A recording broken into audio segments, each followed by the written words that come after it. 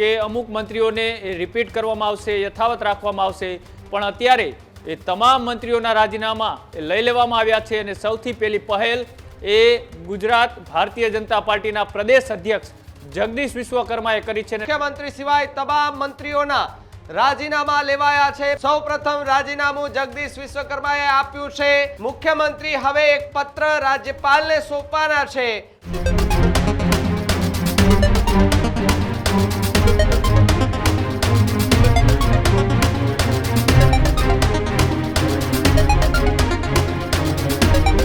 સમાચારોમાં આગળ વાત મંત્રીમંડળના વિસ્તરણને લઈને કરીએ તો સૌથી મોટા સમાચાર અત્યારે ગાંધીનગરથી સામે આવી રહ્યા છે।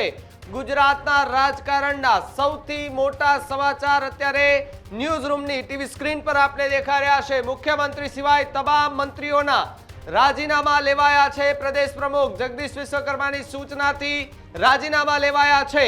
સૌપ્રથમ રાજીનામું જગદીશ વિશ્વકર્માએ આપ્યું છે તો બીજી તરફ પક્ષની સૂચના બાદ એક મંત્રીઓએ રાજીનામા આપ્યા છે। સાથે જ મુખ્યમંત્રીએ મંત્રીઓના રાજીનામા ન માંગ્યા હોવાની વાત સામે આવી રહી છે। સાથે જ મુખ્યમંત્રી હવે એક પત્ર રાજ્યપાલને સોંપવાના છે। પત્રમાં મંત્રીઓના રાજીનામાની વિગતો એમાં લખેલી હશે। નવા મંત્રીમંડળના વિસ્તરણ અંગે પણ રાજ્યપાલને જાણ કરવામાં આવશે।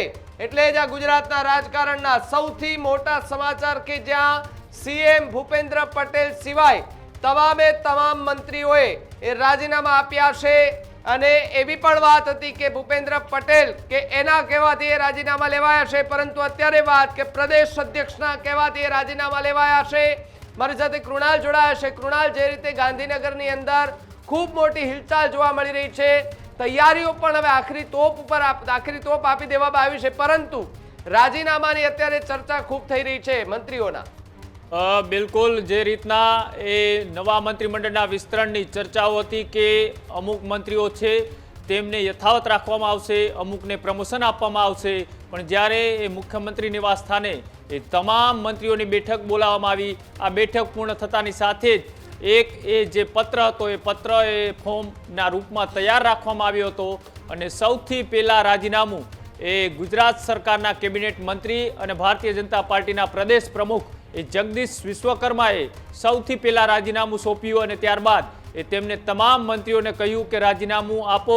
અને આ રાજીનામું આપવાની વાત કરતા જ તમામ મંત્રીઓએ એક બાદ એક એ જે ફોર્મ હતું તેમની ઉપર સાઇન કરી અને તમામ મંત્રીઓ એટલે કે ભૂપેન્દ્ર પટેલ સિવાયના 16 જેટલા મંત્રીઓ હતા, આ તમામે ફોર્મની ઉપર સાઇન કરી અને રાજીનામું એ પોતાનું મંત્રીપદ છે તે જતું કર્યું। એટલે કે હવે આજે 16 જેટલા મંત્રીઓના રાજીનામા પડી ચૂક્યા છે।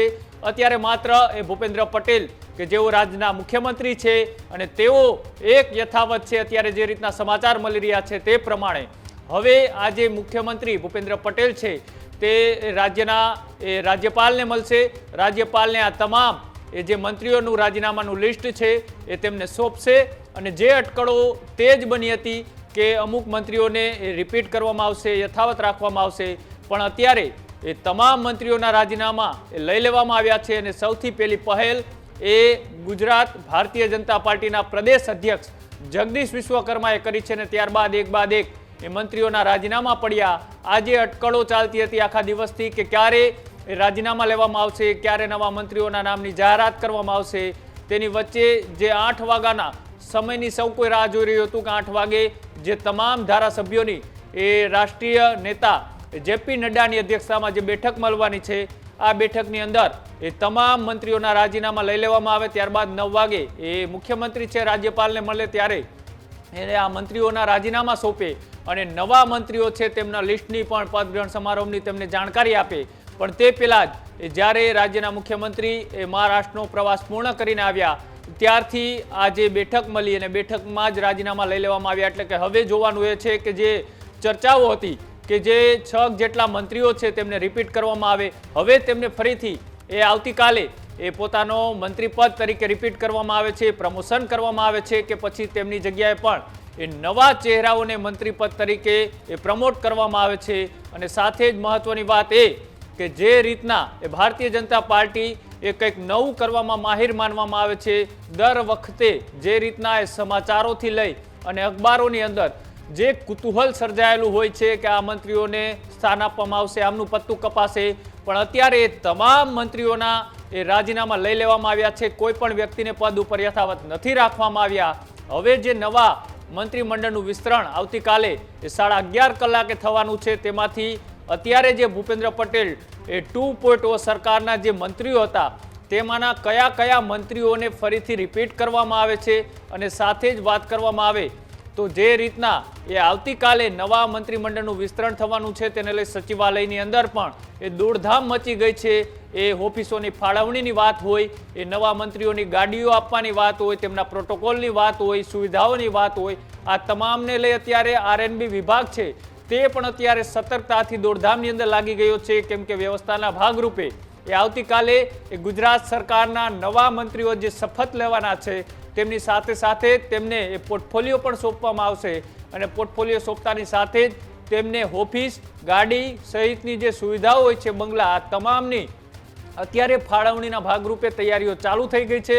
એ બંગલાઓની સાફ સફાઈ, ઓફિસોની સાફ સફાઈ, આ તમામ અત્યારે આખરી ઓપ તરફ ચાલી રહ્યું છે, અને તેની વચ્ચે એ મહત્વપૂર્ણ બેઠક મળી, અને આ બેઠકની અંદર તમામ મંત્રીઓના જે એ રાજીનામા લઈ લેવામાં આવ્યા છે. એટલે હવે એક બીજી ચર્ચાઓ પણ જે શરૂ થઈ છે કે જે રિપીટ કરવાના મંત્રીઓ છે તેમને કાલે એ શપથ સમારંભની અંદર રિપીટ કરવામાં આવે છે કે પછી એની જગ્યાએ પણ એ આખું મંત્રીમંડળ છે એ નવું મૂકવામાં આવે છે. એટલે કે તમામ મંત્રીઓ છે તે ફરીથી નવા મૂકવામાં આવે છે, કોઈ પણને રિપીટ નથી કરવામાં આવતા. આ તમામ અટકળોએ આવતીકાલે જ્યારે શપથ સમારંભ યોજાશે ત્યારે જે મંત્રીઓ શપથ લેશે ત્યારે ભાવિક ખબર પડશે. જી કૃણાલ, જોડાવા બદલ આભાર, માહિતી બદલ આભાર. તો જે રીતે કોણ બનશે મંત્રી અને કોનું કપાશે પત્તું, આ ચર્ચા જે છે તેનો અંત આવતીકાલે એ આવી જવાનો છે, બપોર પહેલા આવી જવાનો છે. પરંતુ એ જે અંત આવવાનો છે પહેલાની તૈયારીઓ અત્યારે એ જોરશોરમાં ચાલી રહી છે. ગાંધીનગરની અંદર ખૂબ મોટી હિલચાલ જોવા મળી રહી છે, અને પહેલા જે પક્ષના ભારતીય જનતા પાર્ટીના પ્રદેશ અધ્યક્ષ છે તેમણે એ પહેલું રાજીનામું આપ્યું, અને ત્યારબાદ લગભગ જે મંત્રીઓ છે એ રાજીનામા એમને લઈ લેવામાં આવ્યા છે. હવે આવતીકાલે જે શપથ સમારોહ જે છે એ યોજવામાં આવ્યો છે મહાત્મા મંદિર ખાતે, તૈયારીઓ કરી દેવામાં આવી છે. હવે ત્યાં જોવાનું રહ્યું કે જૂના મંત્રીઓ જે છે એમાંથી કેટલાના ચહેરાઓ સ્ટેજ પર દેખાય છે, કેટલાના પત્તા કપાય છે, અને કેટલા એવા નવા ચહેરાઓ છે કે જે પરિવાર એ સ્ટેજ પર દેખાય છે.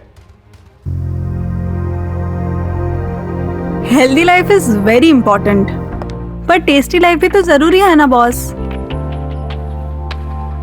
समोसा चाट से है प्यार, पर एसिडिटी से कैसे रहोगे दूर यार.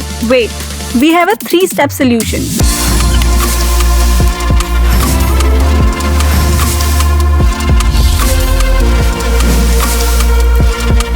विट्रिशियन ओरल स्ट्रिप, क्योंकि टेस्टी लाइफ भी तो जरूरी है ना बॉस.